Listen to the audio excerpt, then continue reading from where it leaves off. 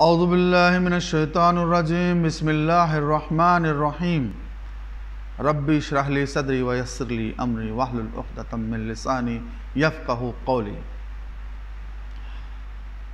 دوستو، اس سلسلے کلام کو آگے بڑھاتے ہوئے اور آپ سے بہت ہی ہمیں امیدیں ہیں، آپ نے جو بھی آپ دیکھ رہے اور اس کو لائک کر رہے ہیں، ہم اللہ سے دعا کرتے ہیں کہ آپ کو بھی اس کا ثواب عطا فرمائے اور ہمیں بھی اس کی سمجھ عطا فرمائے اور ہمارے لیے یہ آخرت میں کامیابی کا ذریعہ بنے کہ یہ آؤ قرآن سمجھے، اس کا یہ سلسلہ جو ہم نے شروع کیا ہے۔ آج ہم سورہ بقرہ کی 6 جو ہے رکوع اس کا ذکر کر رہے ہیں، جو کہ آیت نمبر 47 سے لے کے آیت نمبر 59 تک ہے۔ تو شروع کرتے ہیں دوستو، بنا کسی تمہید کے ہم شروع کر لیتے ہیں۔ بسم اللہ الرحمن الرحیم۔ اے بنی اسرائیل، یاد کرو میری اس نعمت کو جس سے میں نے تمہیں نوازا تھا، اور اس بات کو کہ میں نے تمہیں دنیا کی ساری قوموں پر فضیلت عطا کی تھی، اور ڈرو اس دن سے جب کوئی کسی کے ذرا کام نہ آئے گا، نہ کسی کی طرف سے سفارش قبول ہوگی، نہ کسی کو فدیہ لے کر چھوڑا جائے گا، اور نہ مجرموں کو کہیں سے مدد مل سکے گی۔ یاد کرو وہ وقت جب ہم نے تم کو فرعونیوں کی غلامی سے نجات بخشی، انہوں نے تمہیں سخت عذاب میں مبتلا کر رکھا تھا، تمہارے لڑکوں کو ذبح کرتے تھے اور تمہاری لڑکیوں کو زندہ رہنے دیتے تھے، اور اس حالات میں تمہارے رب کی طرف سے تمہاری بڑی آزمائش تھی۔ یاد کرو وہ وقت جب ہم نے سمندر پھاڑ کر تمہارے لیے راستہ بنایا، پھر اس میں سے تمہیں بخیریت گزروا دیا، پھر وہی تمہاری آنکھوں کے سامنے فرعونیوں کو غرقاب کیا۔ یاد کرو جب ہم نے موسیٰ کو 40 شبانہ روز کی قرارداد پر بلایا، تو اس کے پیچھے تم بچھڑے کو معبود بنا بیٹھے۔ اس وقت تم نے بڑی زیادتی کی تھی، مگر اس پر بھی ہم نے تمہیں معاف کیا۔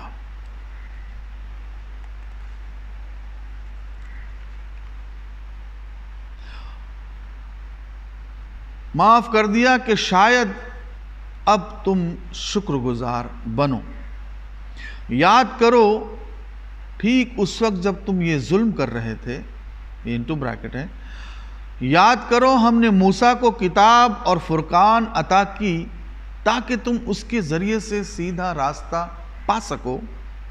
یاد کرو جب موسیٰ یہ نعمت لیے ہوئے پلٹا تو اس وقت اس نے اپنی قوم سے کہا کہ لوگو، تم نے بچڑے کو معبود بنا کر اپنے اوپر ظلم کیا ہے،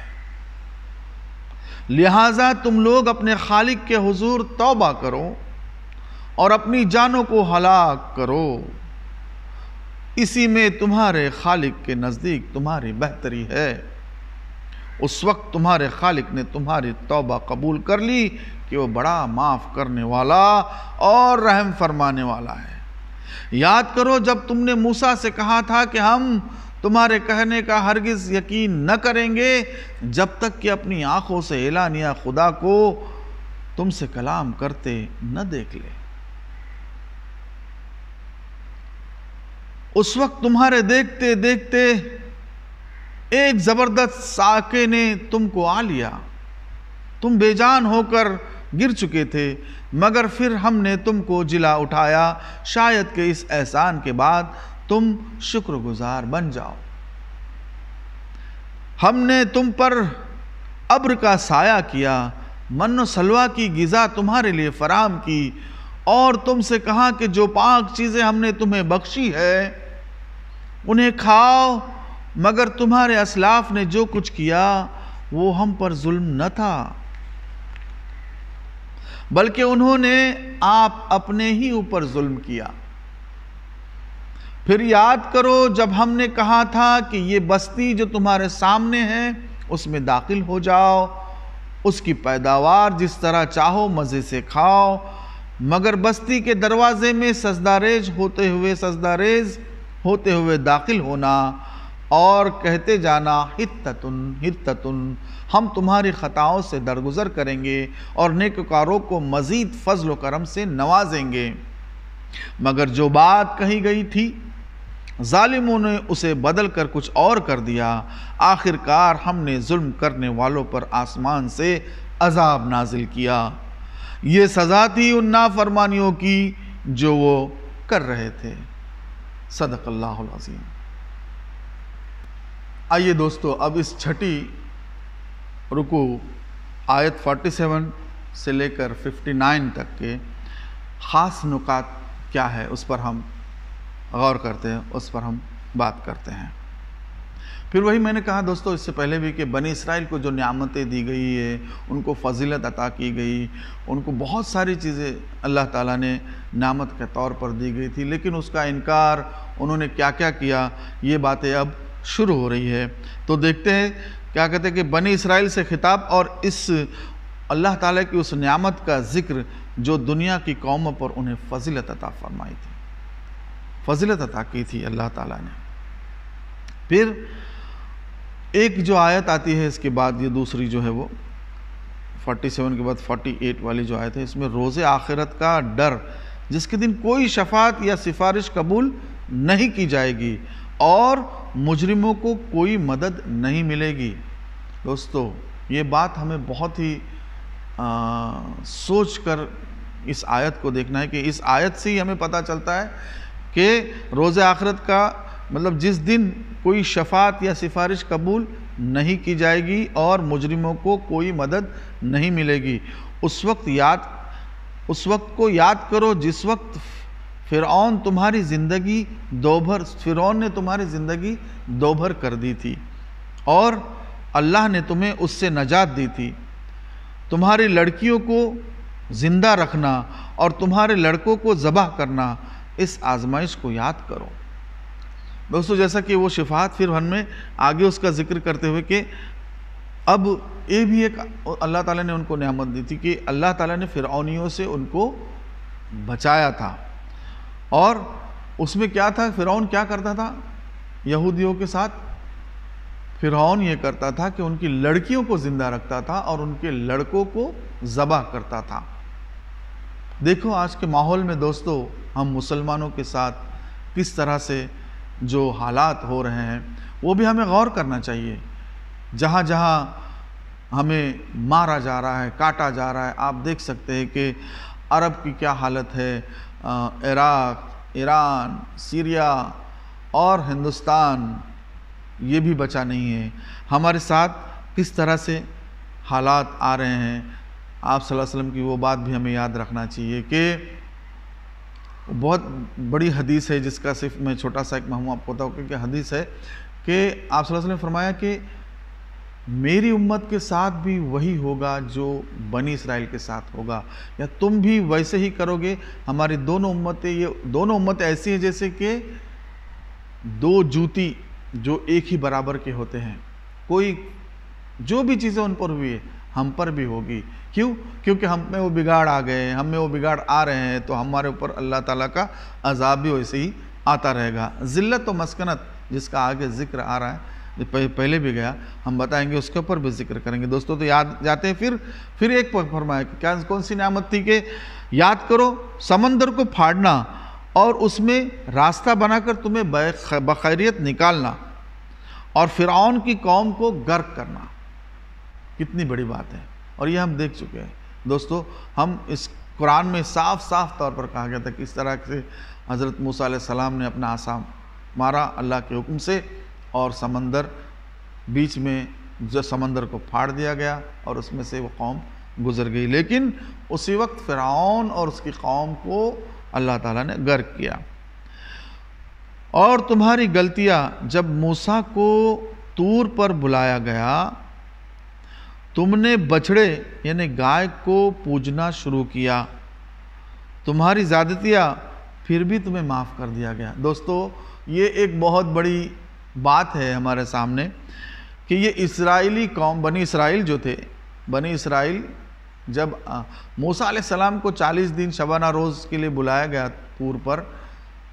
تو انہوں نے اس کے پیچھے بچڑے کو معبود بنایا۔ دوستو آج بھی یہ سلسلہ بہت ہی زور و شور سے چل رہا ہے، خاص طور سے ہمارے ہندوستان میں، کہ کس کو معبود بناتے ہیں۔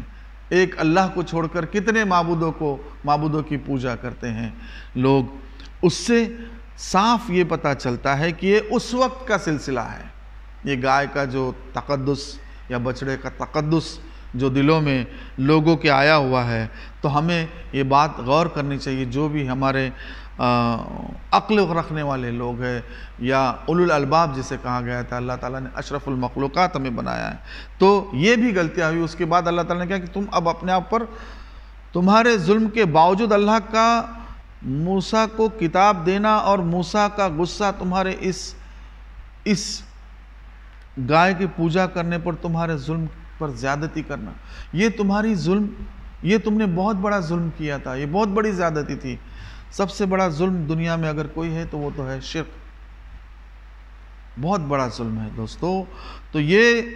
جو انہوں نے کیا یہ بہت بڑی بات تھی، اس پر انہیں پھر کہا گیا کہ معافی کب ملے گی، کفارہ کب ہوگا؟ پھر تمہاری معافی کے لیے کفارہ اپنی جانوں کو ہلاک کرنے کا حکم دیا گیا تھا۔ مطلب جن لوگوں نے یہ کیا تھا تو جو بھی قبیلے تھے تو وہ قبیلے والے اپنے ان لوگوں کو ہلاک کر دے، یہ ان کا کفارہ تھا۔ اور پھر تم نے پھر ضد کی کہ اللہ کو اعلانیہ تمہیں دیکھنے کی، اس پر تمہیں بے جان کر کے اللہ تعالیٰ نے پھر تمہیں زندگی بخشا۔ یہ سب نعمتیں دنیا کی تاکہ تم اللہ کا شکر ادا کر سکو، شکر گزار بندے بن سکو۔ پھر ابر کا سایہ، وہ بادل سے تمہارے لیے سایہ کرنا اور تم پر من و سلوہ کی غذا اتار دینا، فراہم کرنا۔ من و سلوہ ایک بہت اچھی غذا تھی دوستو، جس میں وہ ایک بٹیر کی شکل کے کچھ پرندے آتے تھے، سلوہ اور من جس کو کہتے کہ ایک وائٹ کلر کے ایسا، اس میں پروٹین ان کا ہوتا تھا، اس میں ان کا وہ جو کھانے کی چیزیں جو ہوتی تھی وہ پوری ہوتی تھی، پروٹین اور نیوٹریشن ان کا پورا ہو جاتا تھا اس میں۔ یہ من و سلوہ جب ان کے اوپر اتارا گیا، پھر ایک حکم تمہیں اس بستی میں داخل ہونے کا دیا گیا کہ ایک بستی ہے جس میں تمہیں داخل ہونے کے لیے، جس کو آج کی تاریخ میں اس کو جریکو یہ بستی کا نام تھا، اور جس میں داخل ہوتے وقت ہتتن کہنا تھا وہ تو، لیکن اس میں بھی کیا کیا انہوں نے، اس حکم عدولی کرتے ہوئے اس کو ماننے پر تمہیں آسمانی عذاب میں مبتلا کیا۔ اس پر انہوں نے غلط کیا، ہتتن کی جگہ کچھ اور کہا انہوں نے، اس لیے اللہ تعالیٰ کا عذاب پھر ان کے اوپر آیا۔ بہت سے عذاب اللہ تعالیٰ کے بنی اسرائیل پر آئے ان کی غلطیوں پر، لیکن اس کو معاف بھی کر دیا۔ دوستو ہمارے بھی بہت سی غلطیاں ہوتی ہیں، اللہ تعالیٰ بڑا معاف کرنے والا ہے اور ادھر گزر فرمانے والا ہے۔ ہمیں توبہ کرنی چاہیے ہماری غلطیوں سے، ہماری کوتاہیوں سے، ہم کو اللہ تعالیٰ ہم کو نجات دے اور ہم کو ایسی چیزیں کرنے سے باز رکھے جو قرآن کے خلاف یا آپ صلی اللہ علیہ وسلم کی بتائے ہوئے راستے کے خلاف ہو، یا جو چیزیں جس طرح سے بنی اسرائیل میں جو بگاڑ آیا تھا وہ بگاڑ ہم میں نہ آئے، ہم اس کی پوری کوشش کریں دوستو۔ اور ہم دعا گو ہے کہ اللہ تعالیٰ ہمیں اور ہم سب کے گناہوں کو معاف فرمائے، اور ہمیں جو بھی ہم سے گناہ ہوا ہو، جو بھی ہم سے کوتاہیاں ہوتی ہے اسے درگزر فرمائے۔